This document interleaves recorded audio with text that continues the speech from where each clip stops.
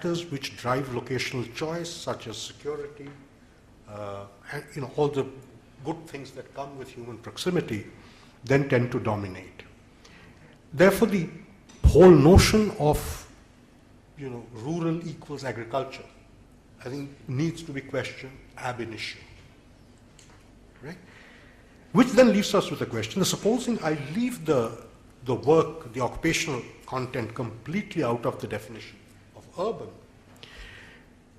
do I then focus solely upon size and density?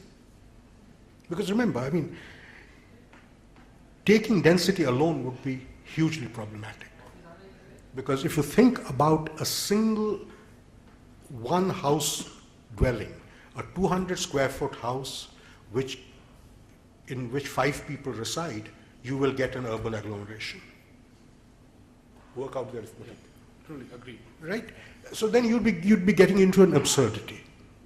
So you really need to have measures which, in a sense, captures what we intuitively think urban systems are about.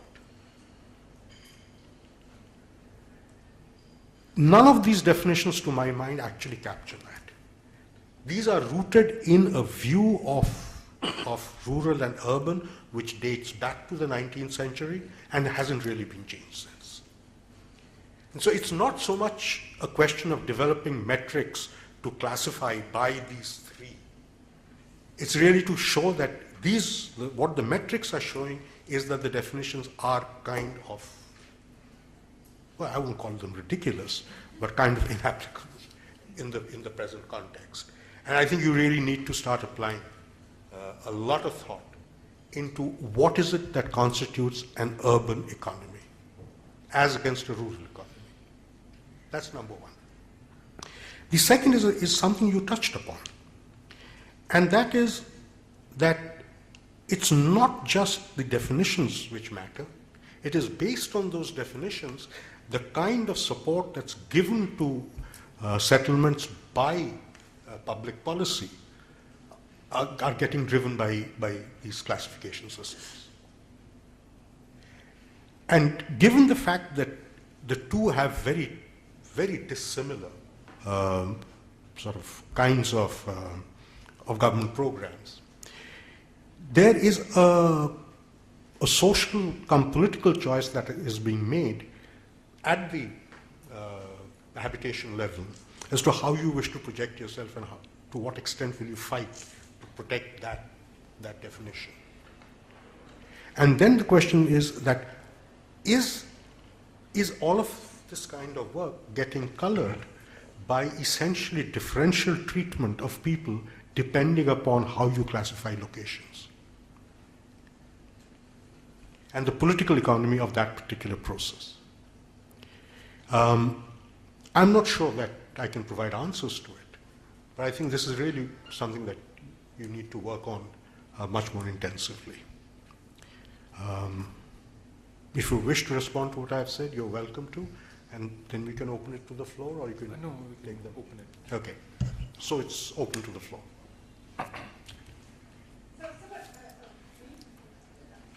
Mike?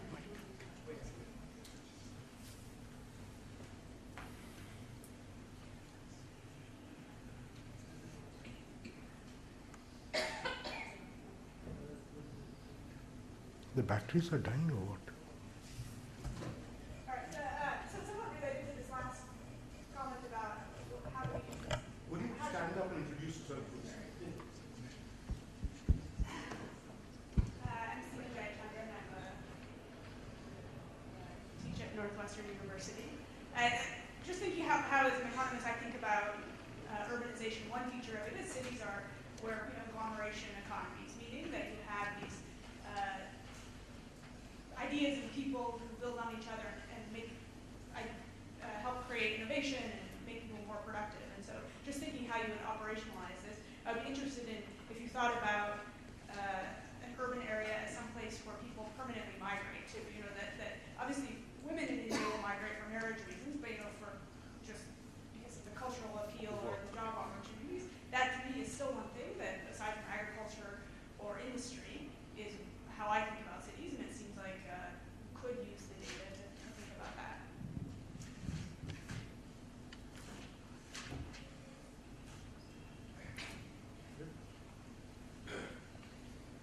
I guess part of the purpose of a definition is to think about what uses it might be put to. And I guess, there are, thinking of government programs, there are, let's say, programs which are related to employment. So NREGA is an employment-based program. But there are other programs which are related to facilities. And perhaps, I'm just wondering, I'm thinking aloud here in response to all these issues, which I've also been thinking about in the light of your presentation. Should we be entertaining the notion of maybe 2 or 3 different definitions of urban? For instance, if Pranab was suggesting one which is work-based.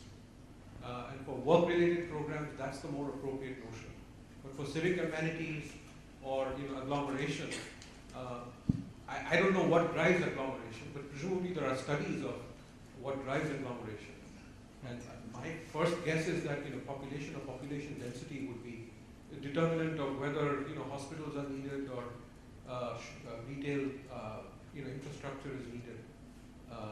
So should we be entertaining the notion of 2 or 3 different definitions of urban, but thinking and maybe doing some research in terms of the processes that drive agglomeration and how it's related to these characteristics? Yeah, just can I add to what Dilip has said? In fact, the one you really missed, and that is the big one, which is the governance system. Because if you're identified as rural, you will get a panchayat. If you're identified as urban, you will get an urban local body. And panchayats are usually much better funded than the urban local bodies are. So the governance angle is huge. Anyway, yeah. Right there.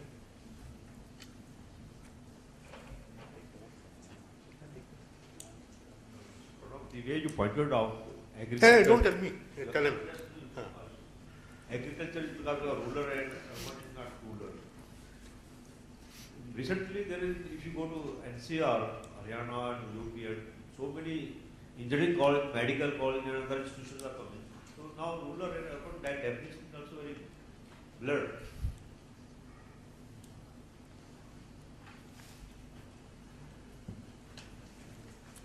I promise you he will go back to your point issue later. I'm eagerly awaiting that. Okay. But this is very timely because the question of what is urban and what is not,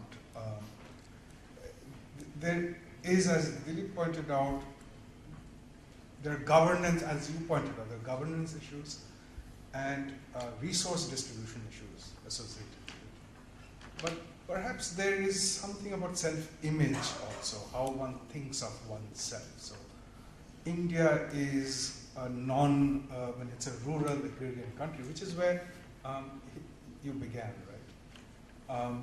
Somehow makes you feel a little shorter than you are, right? Tall being good, short being bad, the universal assumption. And being more urban makes you taller. So China has increased its urbanization by 20 points in 20 years. They've shot up in growth. China's fast growing. So even if nothing else happens, if there is a way to move towards a clearer understanding that makes us look taller, it's not a bad thing. The second point I'd probably suggest is this: these received categories of urban and rural, they are relatively recent creations, right? So there was a time when everything was rural. There were a few kind of trading joints and then initially some port cities and so on. Very few people lived in them. The world was basically rural. So you didn't need to define the urban because the world was really rural. And then it started becoming urban, and the definitions had to be created, and they were created by the urbanizing countries in Europe and America. And this, Dilip and I briefly had an exchange about this earlier. Is it now useful? Is it necessary for us to go back to fundamentals and say maybe two categories aren't enough. That maybe there is something ugly sounding like rural that is, you know, there are Bengali terms that come to mind that I'm not going to use. That's neither man nor beast, right? But that has features that satisfy both criteria. Would a trifecta of categories be more helpful in our understanding of ourselves? Ultimately, it comes to, aside from the governance, management, and resource distribution issue, I think fundamentally goes down to our understanding of ourselves, of who we are as a society and a nation. These are just ideas to put up there. Why don't you respond to these and then take a few more? So one thing that I'd like to step on is the governance issue. Actually, what defines an agglomeration to begin with. It's very obvious that from the maps that I was showing, the moment you look at population size, the labor conditions, which are all questionable, but even then, I mean, the moment you look at them, it appears that in the neighborhood of existing urban centers, there is a much larger spread than what is officially existing. Now, could that actually be driven by the fact that boundaries have been arbitrarily decided?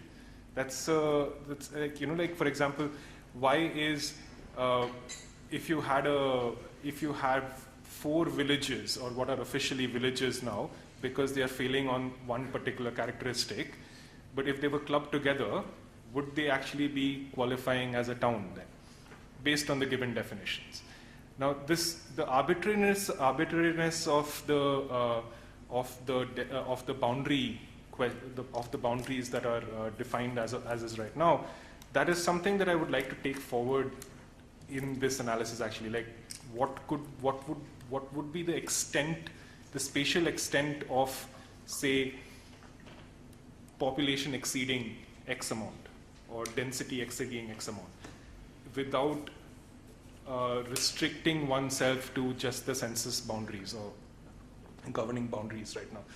That is something that I want to take forward, and I think that might fall in line with this whole question of what could be viewed as drivers of urban agglomeration. Drivers of urban agglomeration. Yes. Can I add one little thing? The usage of the widespread usage in this room of the term agglomeration is really disturbing. 5,000 people is not an agglomeration. Even 10,000 people aren't an agglomeration.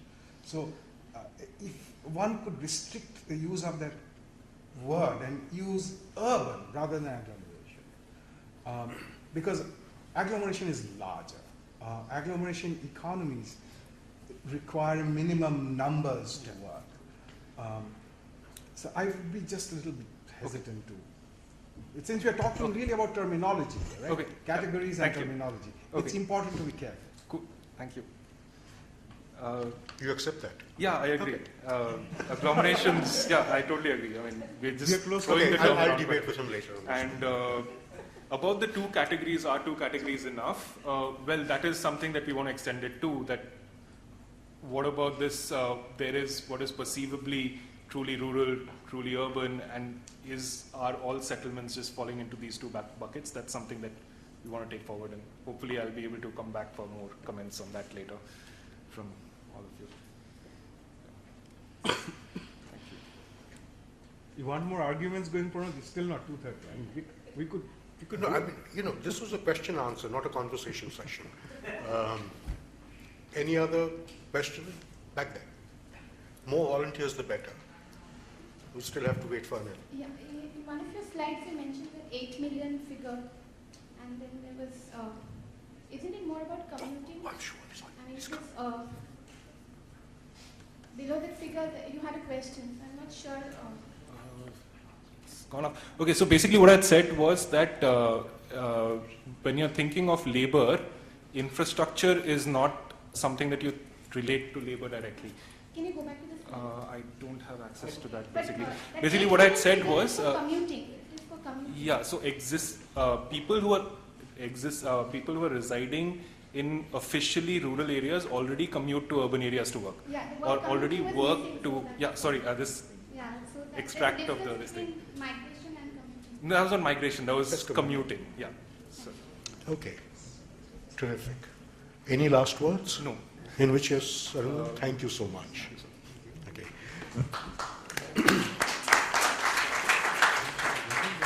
Well, let me welcome to the dais Mr. Anil Jain, who, as I already told you, is the advisor in the Planning Commission. We're waiting for you with bated breath. In fact, I was keeping on delaying things. So we move straight on to the next paper by Prabhat Burnwal, which, wait, Prabhat, I mean, I have to change glasses.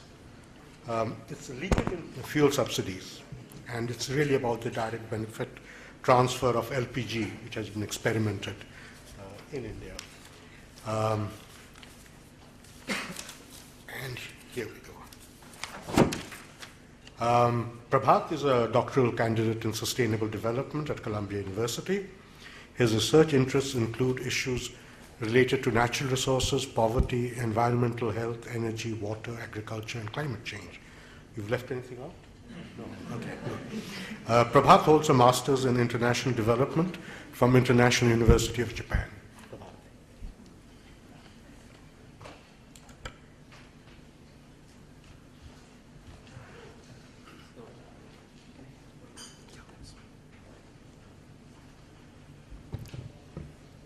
Hello, everyone.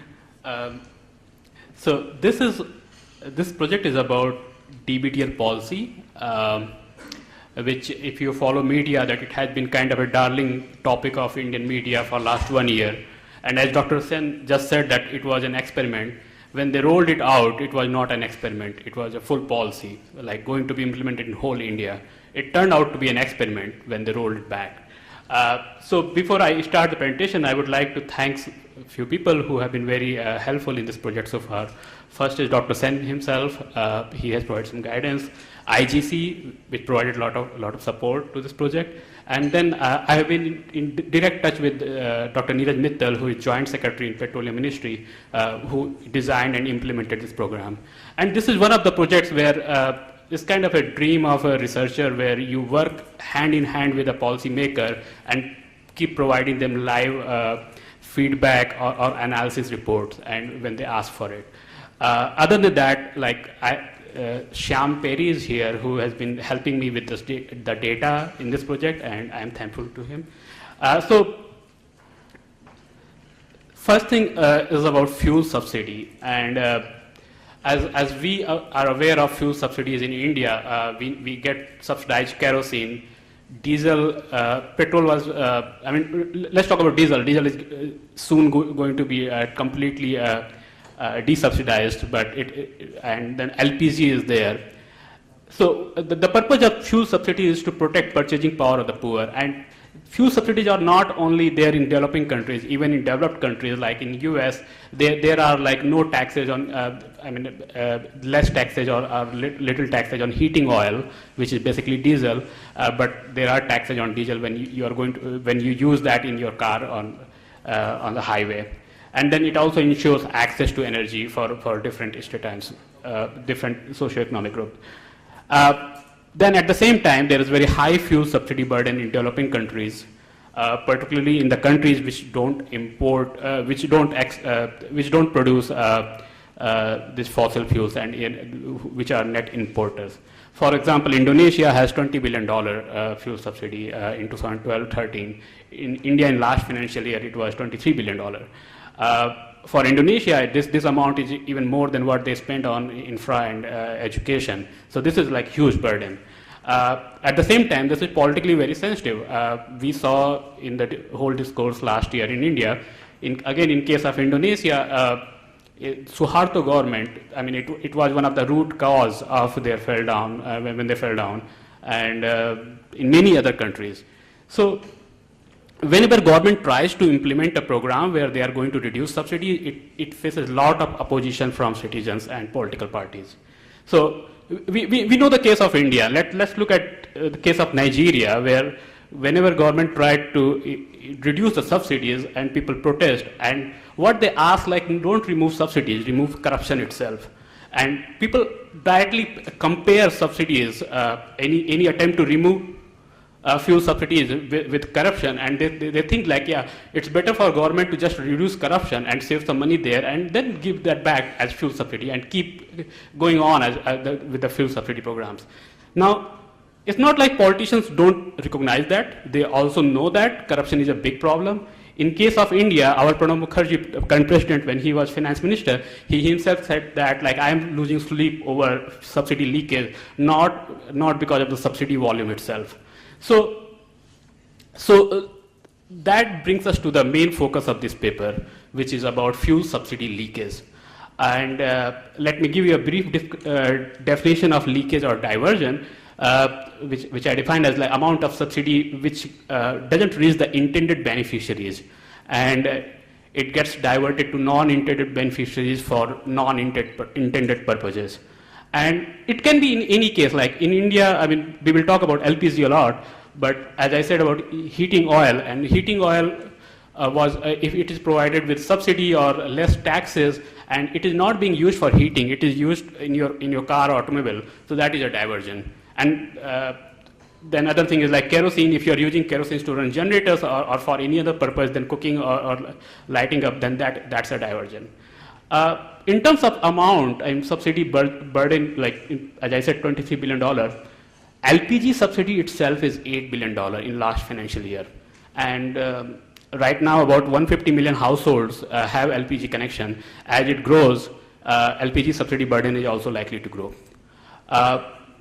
We just talked about urban and rural. So in terms of penetration, like more than 60% urban population has LPG, but in rural it is like, I think I don't remember the exact figure, but it's definitely less than 20%.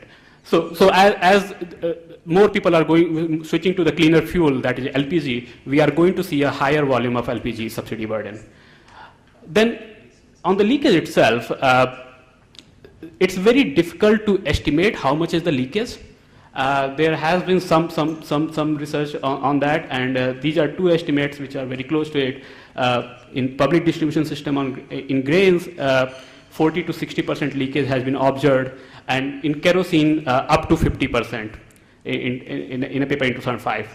So the point is, if we have a similar amount of leakage in LPG subsidy also, we are talking about billions of dollars, which is a totally a significant amount for any kind of program, and that's where we get the reason like why we should care about subsidy leakage, that it's a significant loss to the exchequer.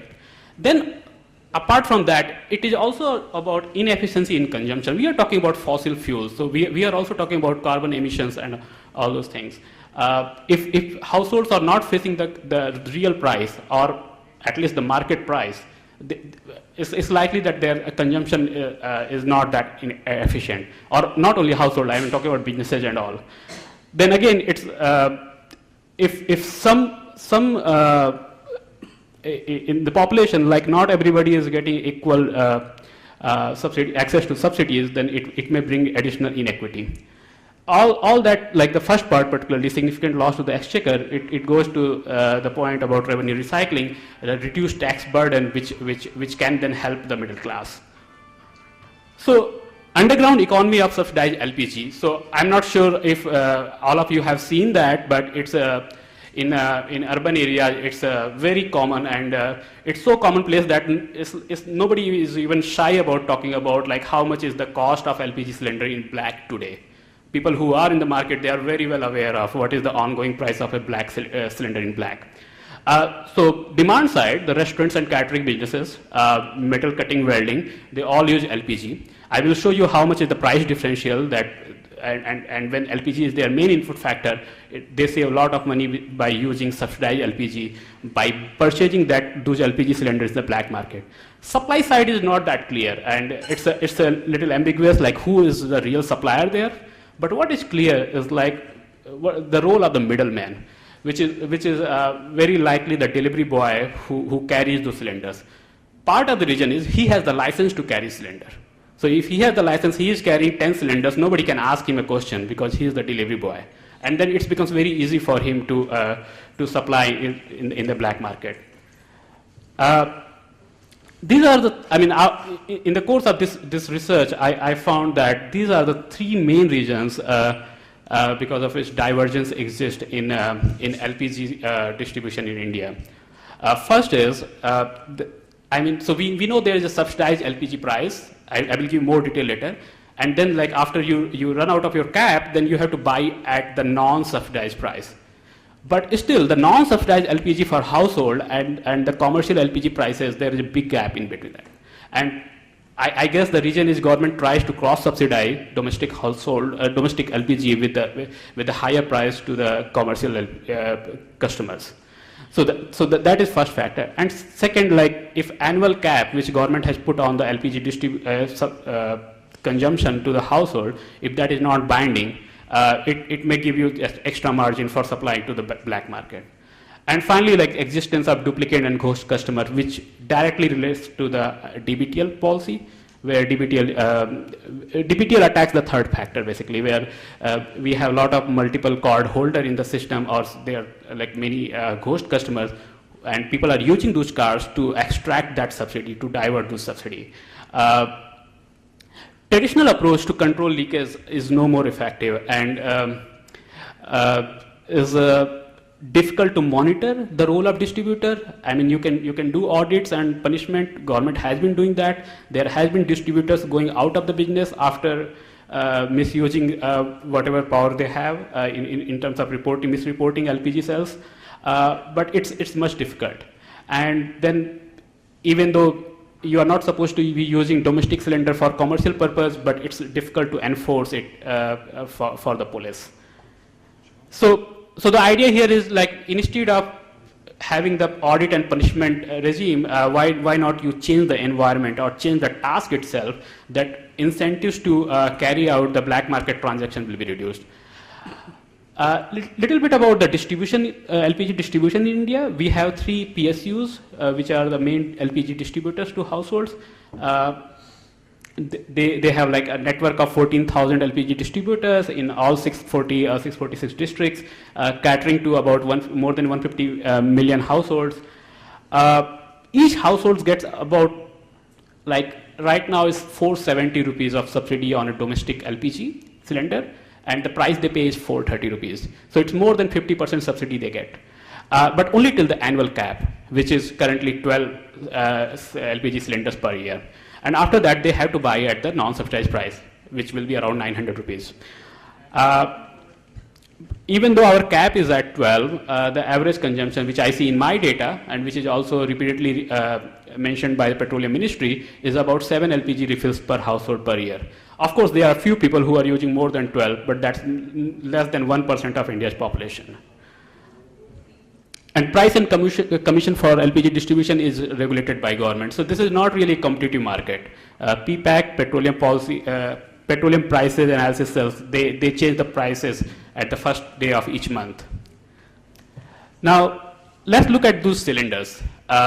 So as you can see that there are red cylinders and there is one blue cylinder. So the blue one is a commercial. It is 19 kilogram cylinder, which is the most frequently used commercial size, and there are bigger ones also. And the red ones are supposed to be used by the household, the 14.2 kilogram cylinder. So there is a separation in size and color. The subsidy is only on the red one, and commercial firms or restaurants, they are not supposed to be using the red one. They are supposed to be using the blue one. And for that, government has created this separation in size and color so that police can enforce it easily, or anybody can see it. But yeah, as I said, like it's difficult to enforce. And to have either of those cylinders, you have to have one-time registration, and the one-time registration cost is not very different. For the red one, it requires 1,250 rupees. For the blue ones, it's 1,700 rupees. One can order on phone and or in person, and the team of delivery man facilitates this home delivery. So DBTL policy, the DBTL policy experiment. So in 2013-14, the policy was enacted to directly transfer the subsidy benefit to the customer's bank account. And to have this direct transfer, one has to have UID or for identification and link their bank account to their LPG gas card. This cash transfer is not unconditional. It is conditional on the LPG purchase. So you get cash transfer only after purchasing one LPG. First batch of the, initially, like once you get your account linked, you get the first installment for free, even without ordering an LPG. And I think that's the point of government, that like if there is a big price difference between subsidized and non-subsidized domestic LPG, one should not be deprived of LPG in terms of credit constraint. Now, so policy implementation phase, so pre-DBTL, distributors were selling LPG to households at different prices, subsidized as well as non-subsidized. After DBTL was made mandatory, there was only one price in the market, that is non-subsidized price. All the households will buy at non-subsidized price, and they will get the subsidy amount in their bank account. And both regimes were allowed in the transition period. So phase-wise rollout started in June 2013. After 4 months, it was made mandatory in phase 1 districts. At the same time, it was rolled out in other phases, phase 2, phase 3, and up to phase 6 till January 2014. Excuse me. There were a lot of implementation issues, and which regularly captured attention of media, that UID adoption was very slow, and linking with the bank account requires extra effort, which not many people could do it. I will talk more about that later. But let's look at, so suddenly, till January 2014, we had like 2 phases who got this DBTL policy mandatory. There were about 40 districts in 9 states, and rest 250 districts were in transition. So what happened on 30th of January,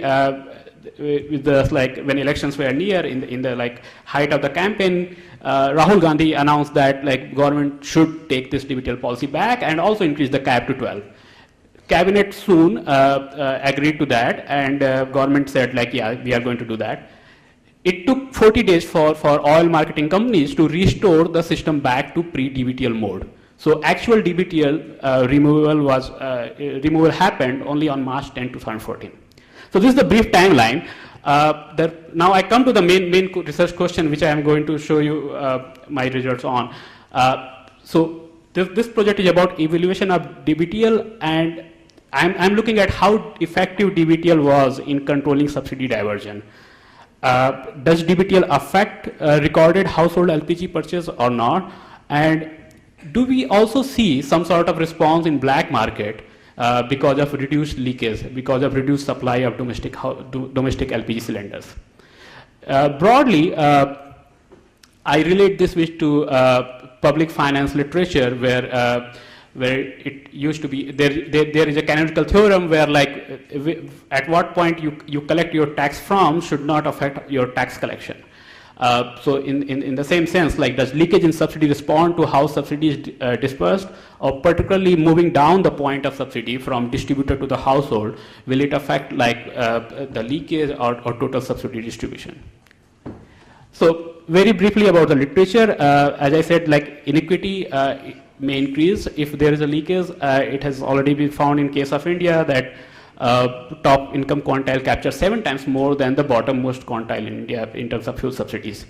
Irrelevance theorem, which I just mentioned, Slemrod has wrote about the same in theoretical papers. When there is avoidance and evasion, the independent theorem, the irrelevance proposition doesn't hold.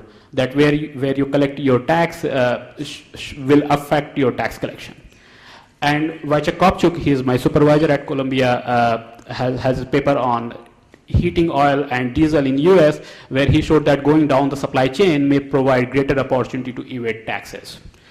Now, there is like recent literature on corruption, recent empirical literature on corruption, and it has been discussed that it's very difficult to show empirical evidence on corruption because it has this typical problem, like when you start measuring it, it disappears.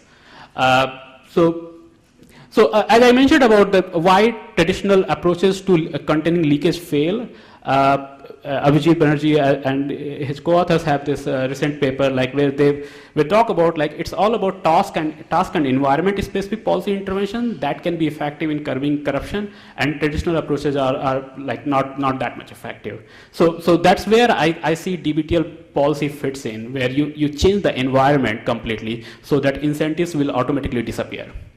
And the last, which this paper is very close in terms of roll up UID in strengthening state capacity, and we will see more about this paper in next session.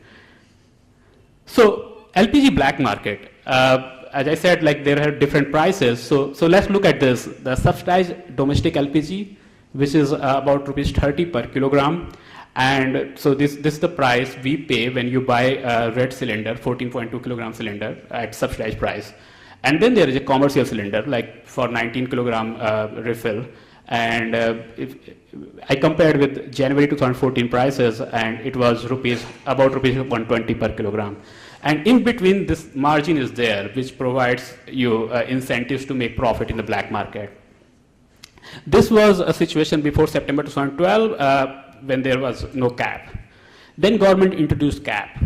So what happened, like, okay, so margin shortened, narrowed down, and if someone is using up to the cap, basically anything is left is basically the top narrow margin, where you can still make money, but it's not that much profitable as before.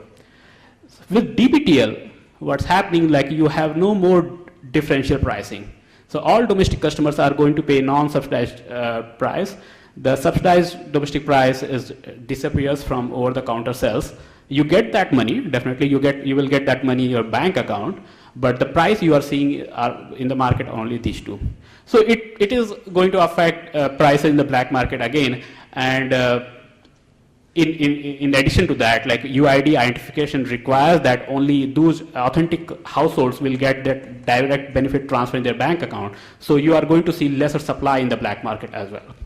When DBTL was rolled back, we are back to the same system. We have cap, we have 3 prices, and we don't have direct benefit transfer or UID requirements. Data I used for this project, so I use very rich data set from administrative sources. So 3 oil marketing companies, they supply to more than 150 million households. Total number of transactions is more than 1 billion in a year. For the current sample, I use HPCL's customer database, and I do 10% sampling. So out of 40 million households, I use 4 million households data from about 500 districts. In addition, again with support from IGC, I was able to carry out price surveys in about 90 districts, where I tracked black market prices by surveying small businesses, mainly restaurants, snack counters, and also delivery man. And I completed 3 rounds between December and March. The funny thing is, like when I started this survey, I had no idea that government is going to roll it back. And I was just there like at the right moment to start these surveys. Within a month, government decided to roll it back. So then I can see the variation, what happens when DBTL is rolled back. So my initial intention was to capture like phase 3, phase 4, and phase 5 districts and see what happens when DBTL is made mandatory. Instead, what I got is what happens when DBTL is removed from phase 1 and phase 2 districts. So in delivery man survey, surveyor goes to a delivery man who carries cylinders and asks about the LPG refill without a card, and he negotiates. And we visited same distributor areas repeatedly in these 3 rounds. In a small business survey, we collect details on prices, on LPG prices and other prices also.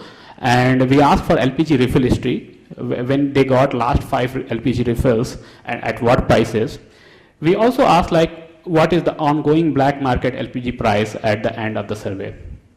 And this is a panel data where we visited the same small businesses repeatedly. So causal effect of DBTL, which I want to show here, is how to get the causal estimate.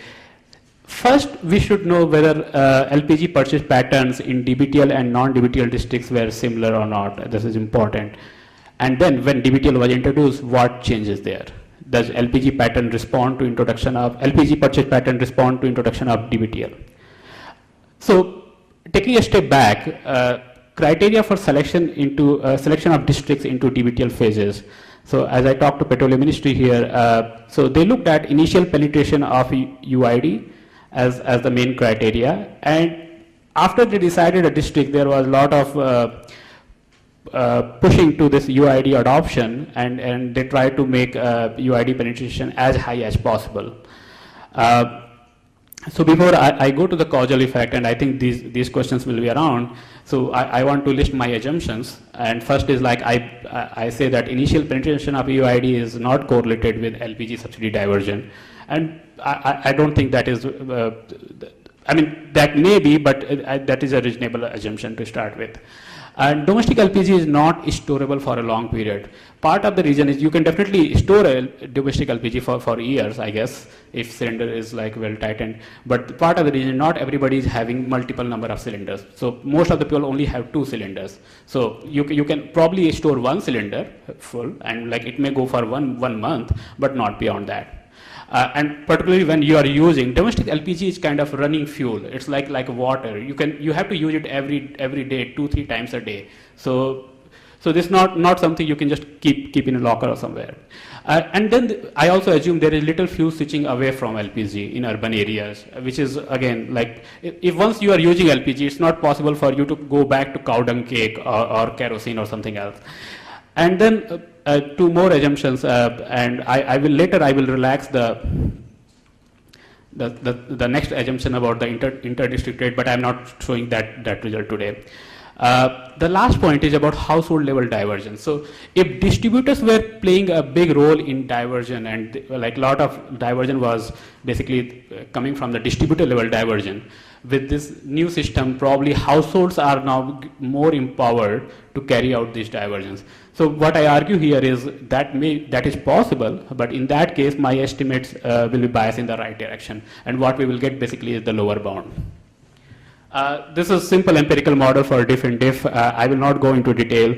I only want to emphasize that I am controlling for seasonality and household characteristics. So there can be like winter fixed effect, like people consume more LPG in winter months in particular districts, and I control for that. And there can be household characteristics, fixed effects also time invariant, and I control for that with household fixed dummies. Simply for price service, I control as in as conservative way as possible with firm fixed effect and distributor fixed effects. In part, I exploit the sudden DBTL rollback as a quasi experiment. So let's look at the results, and I promise you I just have one table, and rest all I show the coefficients in graphs. So this is a regression result on a monthly household panel on LPG purchases. There are two different curves there, and the dotted ones are basically DBTL treated, and the dark one is control districts. So this is like DBTL was introduced in June, but it was not made mandatory till September. So till then, we see a very similar pattern of consumption in these months. When DBTL was introduced, made mandatory in phase 1 districts, we see a big drop in the first month, which may be because of UID adoption issues or people were able to store it. And then the drop, the gap basically stabilizes after first month, and it more or less remains constant. On average, this impact is about 12% of total LPG purchase. When DBTL was rolled back, we see consumption going up in control as well as treatment, but yeah, in control it was more because of the cap increase. But the increase in consumption is at faster rate in DBTL district than in the control districts. Same for phase 2. We see a very big drop when DBTL was made mandatory in January, and we only have January and February. On 10th of March, it was rolled back, and then we see that how it takes over the control district in terms of consumption per month per household. So this analysis, so I want to say that this is still a causal impact of DBTL on leakage, because on the y-axis in this graph and the last graph, what we see is the total LPG consumption, which includes subsidized as well as non-subsidized. If I only look at subsidized LPG, that impact are much more higher, and because that includes all those UID implementation issues. But as I said, like LPG is a running fuel, you have to buy LPG for whatever reason. So this one includes subsidized as well as non-subsidized LPG refills. So yeah, so does it matter, like DBTL implementation problem? So as I said, like our objective is to see if DBTL is an effective tool to reduce leakage. And then DBTL implementation was really far from perfect. I'm not here to claim it was perfect. It was indeed not. But by the end of 2013-14, we have about 80% LPG customers in phase 1 and 2 districts who had UID. So the counter argument can be if 20% of those customers were ghost customers or people having multiple cards, so probably this is not too bad. Anyway, our outcome variable, as I said, is total household LPG purchase, which includes subsidized as well as non-subsidized. So this should not get affected. Failure to get UID means you will probably buy at the higher price, that non-subsidized price, but it will still show up in the transactions. And then I also assume that households are not going to use the 19 kilogram cylinder, which is anyway not profitable, because 14 kilogram cylinder, even when it is non-subsidized, is much lower in price than 19 kilogram cylinder. And commercial cylinder can use either, and we will talk about that result. So even if we are not convinced up to this point, I'm going to show you complementary evidence from LPG black market. So this is the one table I have in this presentation. So here I have LPG refill history data, which asks for date and prices. I create a day-wise panel, day and district panel for LPG prices, and then my treatment are in phase 1 and phase 2 districts who got DBTL mandatory. I define control in different ways, whether you include phase 3 and 6 who had DBTL introduced but not made mandatory, as well as non-DBTL districts, like remaining 340 districts. So the second row you can see, like so all these are in log, the outcome variable is log, so you can interpret that as percentage, and we see like in column 6 there are like 14% causal effect of DBTL on black market prices in those districts who got DBTL, and that difference goes down when we compare with like subsequent phases, because like there was a impact announcement effect of introduction of DBTL also in phase 3, 4, and 5. I have included firm and month specific factors, so we have taken care of that. And yeah, as I said, like results suggest about 9 to 14% drop in black market LPG price. Now this data is refill kind of recall data, so it is likely to be noisy. Then my surveyor also asked what is the ongoing black market prices for LPG to the small business. And I do the difference analysis with that data, and it also gives me about 17.5% drop in DBTL districts. And it's nice to see, like when DBTL was rolled back, how prices in DBTL and non-DBTL districts converge to almost at the same level. This is again is kind of like self-reported data, and I assume like there is no incentive for the restaurant owner, except like if I had no confronting question like do you buy in the black market or not. What I asked, like what price you paid. But again, what I did, like for a check at the same time on the same day, my surveyor went to the delivery man and asked like how much will I have to pay you if I want a black market LPG cylinder. And then I conduct the analysis with that data, and that shows me about 14% drop in black market LPG price when DBTL was rolled back. So all these price drop are pretty much in line, and with these three regressions, I show you that like they are not really far from each other. So result summary, with household transaction data, we see that DBTL affected household purchase, reported household purchase by 12 to 18%. I have reasons to believe that is because of leakage, because it includes subsidized and non-subsidized prices in this regression. And then I provide supporting evidence from prices in the black market. which shows that there was a significant impact on black market prices of DBTL. I show that causally by using the variation I got from the sudden rollback of DBTL. So conclusion, DBTL policy seems to be effective in reducing subsidy burden by controlling leakage, and if effectively implemented, and if I take the lower bound of 12%, it can save $1 billion, which is like 6,000 crore rupees. However, frictionless implementation of DBTL is important and should be paid enough due attention before government reconsiders. Now, further work, as I said, like government has two more policy instruments, that is reducing the cap or increasing the cap, or at the same time reducing the gap between non-subsidized domestic LPG prices and commercial LPG prices. So that's what I am looking more into. I got some more motivation from recent budget, where these three quotes I got in the budget, where first one is about cap. With rising fuel subsidies, there is a need to cap the subsidized cylinders. And second is about the pricing, align the pricing policy for subsidized goods. And last one is more about DBTL and secure and like more authentic identification of customers for such subsidy transfer. So I feel like government is likely to have at least one or a combination of these steps in near future, and so this research is going to inform them. Yes, that's it. Thank you.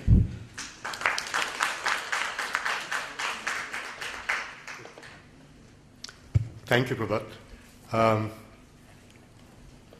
Let me call upon Anil to give his views on Prabhat's paper. Anil is an IS officer of the 1986 batch. He has over 2.5 decades of administrative experience at the field and policy formulation levels, and has had senior positions in the Ministries of Agriculture, Mining, Industries, Revenue, and Petroleum and Natural Gas. As advisor energy in the Planning Commission, he is handling the oil and gas, renewable energy, and energy efficiency sectors, as well as international cooperation. Anil holds a BA Honours in Economics, an MBA, and a diploma from the Indian Institute of Foreign Trade. Anil?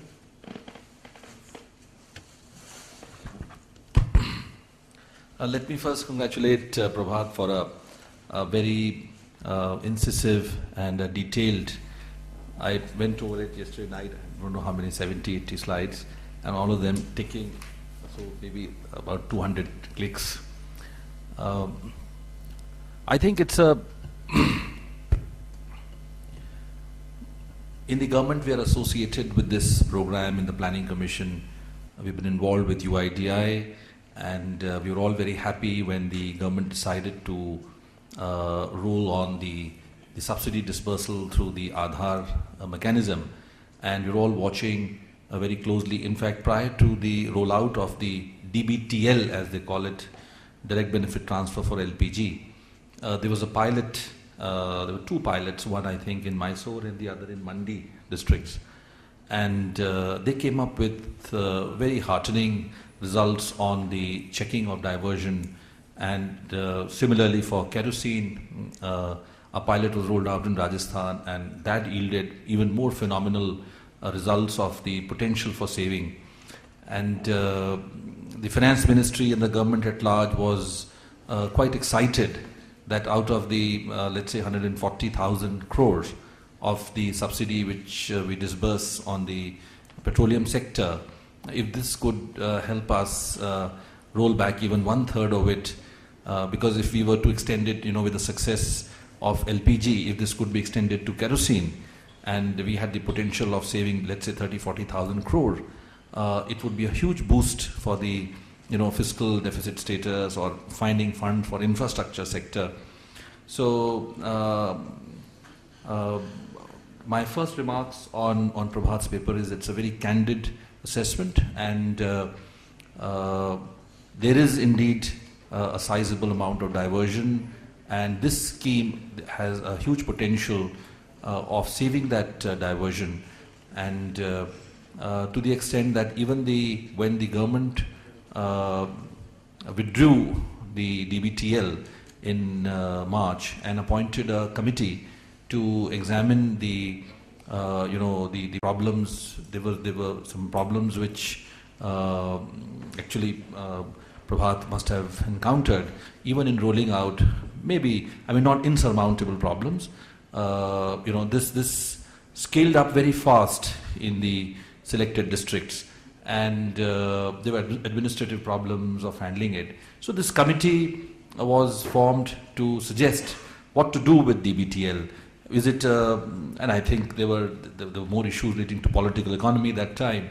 And happily, the report which has been submitted in May gives a thumbs up to the DBTL. So we will be seeing more of it. Now, very quickly, let me make 2-3 remarks. Some of them directly coming out of Prabhat's paper and 1 or 2 my own assessment. Firstly, maybe I would like to add one more reason to the causes for the, I think you've listed 3 causes for the diversion. I think one more cause could be considered, and that is that the LPG coverage, the connections which have been given, have not probably reached out to a large section of the needy informal sector, particularly in the urban areas. Because if you notice that the rise in LPG subsidy, the numbers are, they were 30,000 crore in the 2011-12, it became 40,000 crore in 12-13, and 46,000 crore in the year 2013-14. So this near 1.5 time, 150% growth from 11-12 to 13-14 was probably not entirely due to rise in the international prices of crude and LPG, but also because the government has been releasing new connections every year in a controlled fashion, but we have been enrolling new members as well. Now this enrollment, so there is an appetite. Now whether this enrollment has taken care of the entire needy sector, to give you some idea, the LPG consumption has doubled since the year 2001-2. So with about 15 crore connections, and this is a point I'm going to come to a little bit in detail later, since this 15 crore connections, to what extent have they been able to meet the true demand for LPG as a convenient cooking fuel, let's say for the informal sector, particularly in the urban areas, if husband wife both work, even if they are, clerks or they are white collar workers, it's a convenient fuel. It spares the lady to be able to do more productive work. So I'm talking of the latent demand for LPG, which remains unsatiated, and then that is the ready target for this sector. So that is, of course, price differential is the basic reason, and but I don't think if the price of LPG was to be escalated in a big manner, it could choke off all the demand that exists, the unmet demand which exists. And a pointer to that fact might be that as Prabhat's study has revealed, that with this DBTL launch, he was able to detect about 18% drop in the black market prices. So looking to the fact that the subsidized LPG sells at about 30 rupees a kg, and the non-subsidized one is rupees 90 a kg, and the commercial cylinder is something like I think 120. 18% drop still shows that there is still a huge premium on LPG. So this is one remark, and now 2-3 other ones which I wanted to make. There is indeed a large potential of checking diversion of subsidized LPG. The data which exists regarding the category which is covered, what is the duplicate connections held by people, you call them ghost connections, you call them fake connections, you call them one household having 2-3 connections in different names. I think that desires a lot of research and study, and what might be the volume of the duplication is, I think, huge. To give you a small idea, while we claim, that oil marketing companies claim that there are about 15 crore connections of LPG in the country, domestic connections, and if we take an average household size to be of 5 persons, 15 crore coverage means the coverage of about 75 crore people against a population of 120, 125 crores. This leads us to about 65% coverage or so. So 65% of our population ought to be deemed to be covered if these connections are generally given to individual household, 1 for unit. But when you look at the NSSO data and you look at the census data, now, the data may be for different periods, but there is not much differential. NSSO data, I'm talking of 2009-10, census of 2011, and the connections, the number of connections are probably a year or two old. But NSSO and census data reveals there's a little bit of proximity in the two numbers, that 16% of the rural area uses LPG, and urban, the coverage is about 66%. And on an overall basis, the LPG usage in the country is near about 30% or so. NSSO said it is 31% in 2009-10, and the census 2011 said it was 28%. So here is the huge discrepancy, that these sampling surveys and census, of course, is a complete one, talks of 30% coverage, but if you go by the 16 crore connections in existence, the coverage should be 65%. So the extent of duplication appears to be almost 50%. So there is a large low-hanging fruit which could be captured through an efficient means of delivering DBTL. But we'll probably leave it for another discussion, that the DBTL rollout in these districts, you have mentioned in your slides that against 400 million consumers who had Aadhaar numbers seeded on their accounts, the fakes which could be, the deduplication would be only about 2.5 to 3%. So that seems to be a very small success of the DBTL in checking out the fakes. So maybe we'll have to find out what are the other methodologies. The second, a small related point is that the government has made its policy intention pretty clear. The past governments, of course, the new government will have to come out with it maybe in some time, that it intends to continue subsidy to the kerosene users and targeted consumers of LPG. And on diesel, the government has been declaring that it would enter the market if there was volatility, etc. But as of now, of course, on diesel there are murmurs that with this 50 paisa rise, maybe in the next 4 to 5 months, we will have removed the subsidy.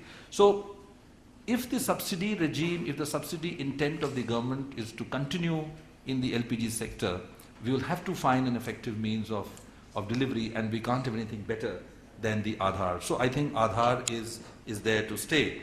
And the third remark I wanted to make, in a separate exercise which we did in the Planning Commission a couple of months back, in which we developed energy scenarios for the country in the year 2047, where we talked about what might be India's energy demand if we were to introduce behavioral changes and technology introductions in the demand sectors and try to meet the demand so derived through, let's say, by ramping up domestic production, oil, gas, solar, etc.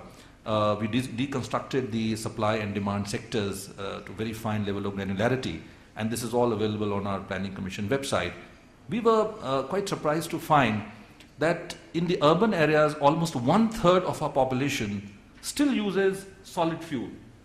Now, this is again a huge discrepancy, because if you go by, again, the 16 crore LPG consumer category, then with the largest chunk of LPG users belonging to the city area, how could you have about 1/3 of the urban population still using solid fuel?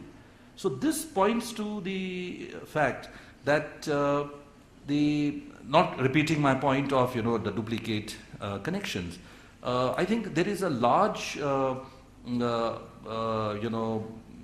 the argument in favor of shifting this LPG to the rightful, to the informal sector, which I alluded to in the initial remarks. So solid fuel is as we know, it emits more carbon, it's used very inefficiently, and it's backbreaking, it's bad for the gender. So I think the DBTL debate must continue, because it attracts the government because it saves money. But I think on a larger equity issue, the DBTL is not merely a money saver. At the end of the day, it may not save that money, because if this subsidy was truly diverted to the deserving, we might see a kind of a fuel switch and sending the subsidy to the section which probably is the target of the present black market. So in the end, what I would like to say is that DBTL or any other efficient delivery of subsidy on LPG is desirable as a tool to serve a larger objective of the energy system of our country, especially in the cooking sector, which we in our study we found is a huge energy guzzler. About 22% of India's total primary energy supply is currently going into the cooking sector, and this is the sector whose contribution to the total energy in the year 2047, under very efficient scenarios, could be brought down to just 12% of the total primary energy supply by introducing efficient cook stoves and stuff like that. And as an aside, what I would like to mention is that this energy transformation in the cooking sector cannot be just limited to an efficient delivery of the subsidy on LPG, but also we have to look at penetration of PNG, piped natural gas, in the cities, so that it spares the LPG to be taken to the rural areas, which are not very efficiently amenable to piped natural gas supply. So this LPG, if saved, ought to go to the rural areas. And secondly, we might see the trends which the West has seen of induction of electric hobs and larger usage of PNG in the cooking economy than mere LPG. Thanks.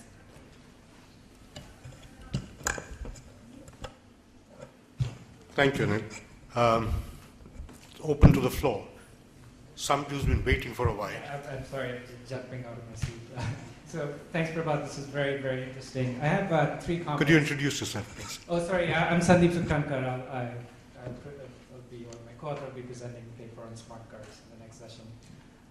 So I have three sort of questions, last comments. So first, although I'm very willing to believe that there was a reduction in leakage, I think it's very dangerous to use purely administrative data and assign the entire drop in consumption of LPG as a reduction in leakage. Okay, and that's because that sort of implicitly assumes an infinitely inelastic demand for LPG, which, as Mr. Jain just pointed out, is probably not true, since a third of people use solid fuel. There's other ways that maybe you just don't cook as much.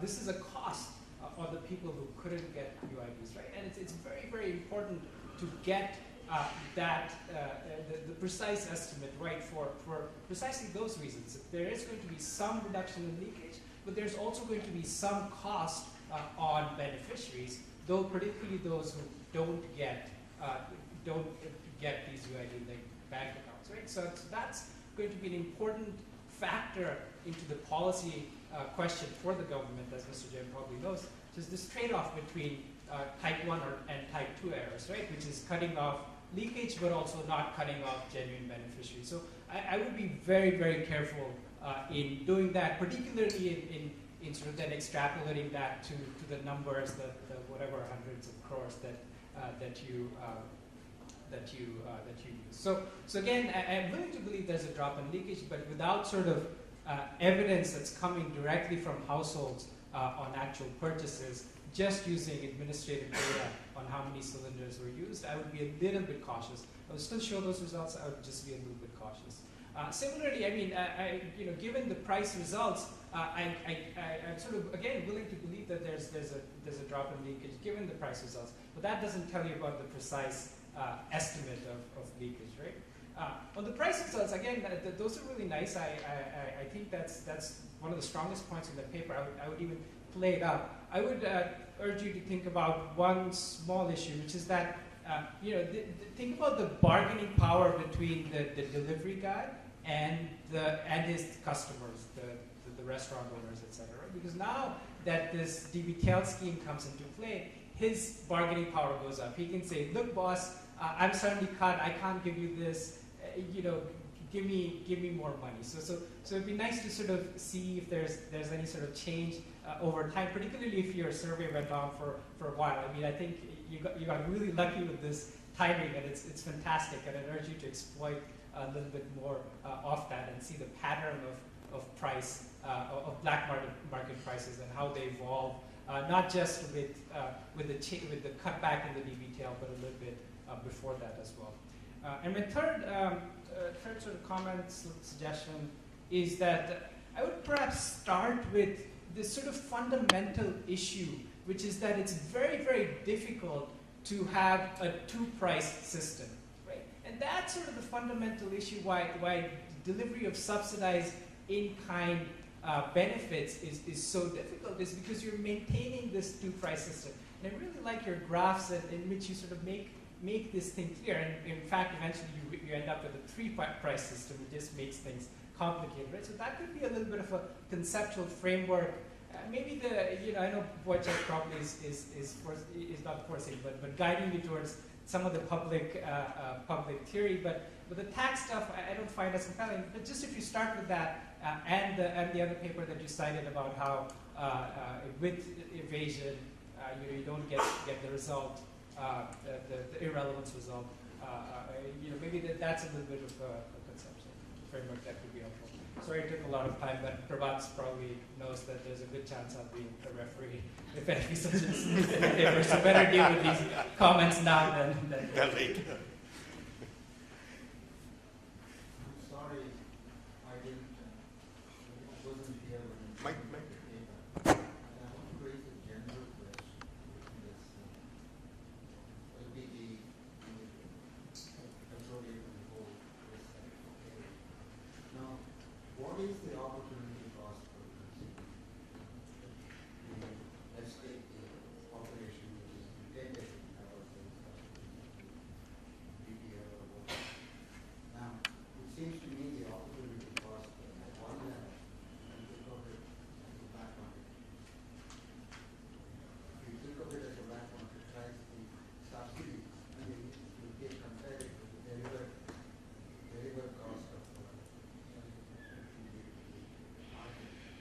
you get a much larger estimated subsidy. But is this the opportunity cost, or should we use the market rate? That's a question. And another thing, we could make an argument that black market price includes many things like market margin, which is not really cost of petroleum, it is LPG. So you might want to market rate as the opportunity cost. But there is a question. If I remember right, we still have some market power in the purchase of from the world market of petroleum products. If we do have market power, then the going world price is not the opportunity cost. We are suggesting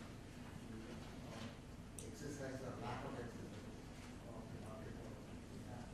So you have to think through carefully what is the opportunity cost before deciding whether what is the extent of subsidy is, what kind of behavior that is taking place.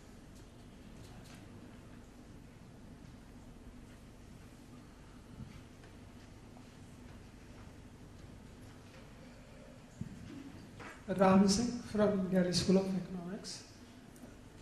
If I understood your presentation right, you have compared what you call DBTL districts, which had two types of regulation, which is price cap, along with direct transfer of subsidy to their accounts, with non-DBTL districts, which had neither of these regulations. And therefore, there is this issue of, if one can disentangle the effect, whether you want to attribute. In both sort of. Cap was both categories. So cap and prices is something which is rolled out in whole country at the same time for all the districts. DBTL was the only variation in policy. I stand corrected. Thank you. Is somebody else? Hi, thanks. I'm from the Independent Evaluation Office, and we are doing an evaluation of PDS, so this is a really interesting study. The leakages that you talk about, there are generally two broad types of leakages. One is diversion of the commodity, and the second is errors of identification, which is some non-poor households have BPL cards. Right? So when you did your study, did you just take the existing BPL, APL cards and allocate them that way, or did you identify poor households and? So yeah, just quick answer. In case of LPG, this like there's no BPL, APL, differentiation. It's so universal. It's universal. So everybody has the same right to that subsidy. So that doesn't come into this picture. Yeah. Should I answer? Well, let me think about it. Answer the ones you put. All right. So I have a few minutes. Yeah, you have. So first starting with Mr. Jain's comment. And about the migrant workers who don't have LPG connections or the informal sector. And of course, there are like a list of documents you need to have a domestic household LPG connection. I think that is a larger governance issue, and I will connect it again with UID or Aadhaar card, or if we are going to get another kind of ID with NPR. And I think that is something should be taken more seriously, and just like not only for LPG, but that is for all kind of governance schemes. But then again, yeah, I don't have any answer for that. But on the like lower estimate, which it seems I have got, and then like 50% estimates if you compare with NSSO data and the number of customers in LPG system. So as I said, like I was trying to be more conservative, as most conservative as possible. So they are like, we have two comments, like one from Sandeep and one from Mr. Jain, and we can see like one wants me to be less conservative and another one wants to be more conservative. So I try to make a very balanced conclusion here, but yeah, I agree that I need to be look more into the data. And the last thing about the on the evasion or like, so one thing which I have not yet looked into, and which I mean I'm looking into, but I have not presented because that's not properly cooked, properly prepared results in the sense to be ready to be presented. But UID may also not be 100% success. I mean, this is like we cannot just take it on their word. So that should also be seen, that do we see some new sort of behavioral change from the agents in the black market? Somehow they are getting access to UID, probably two people in a family, or some way that people are like again getting back into the system, and particularly now stacks are higher, like where like earlier black market price was probably 600 rupees because reference was 430 rupees, the lower price for most of the cases. Once DBTR is completely made mandatory, then your reference is like maybe 1000 or 1200 rupees. In January it was 1200 rupees. So when black market prices are going so high, then stacks are also higher, and people may get like more incentives to find new ways to get into this leakage system.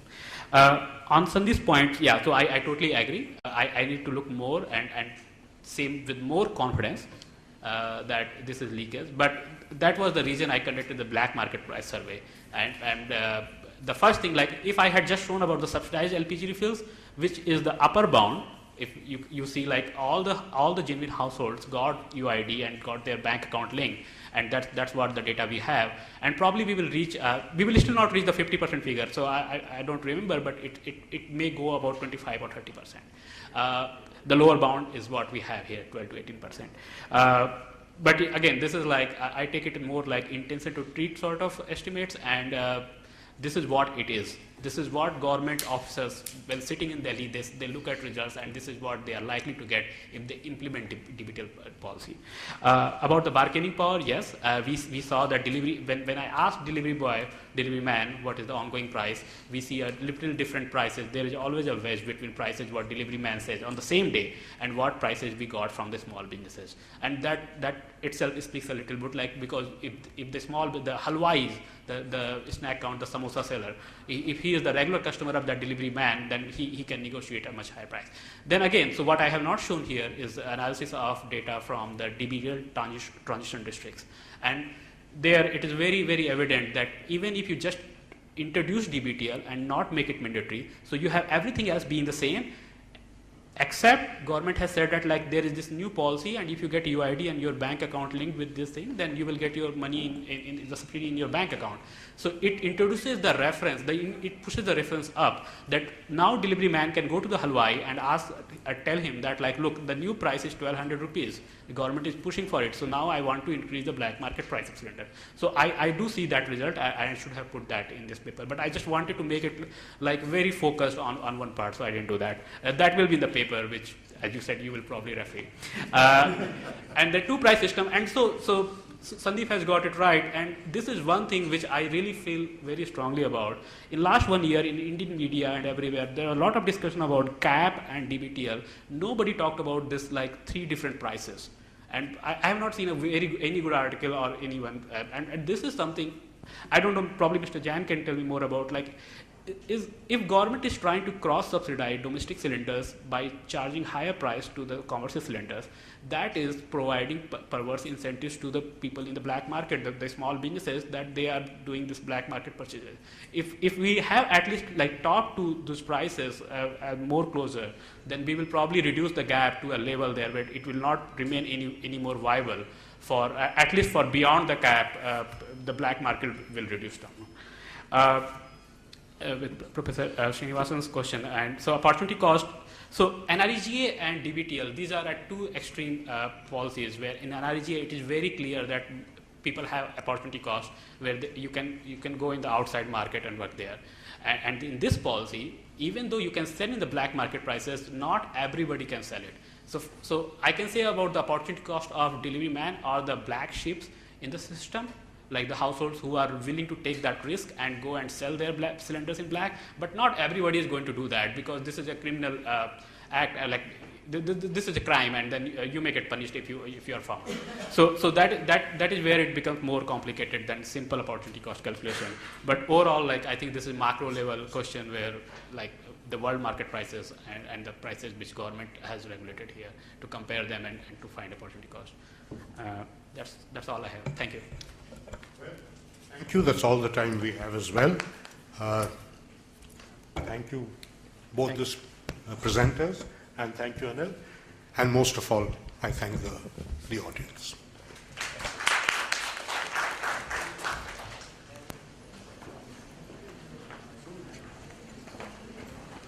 Well, I'm told there's a tea break and we reconvene at 4. Hi. How are you? Very well. Start another 2 minutes.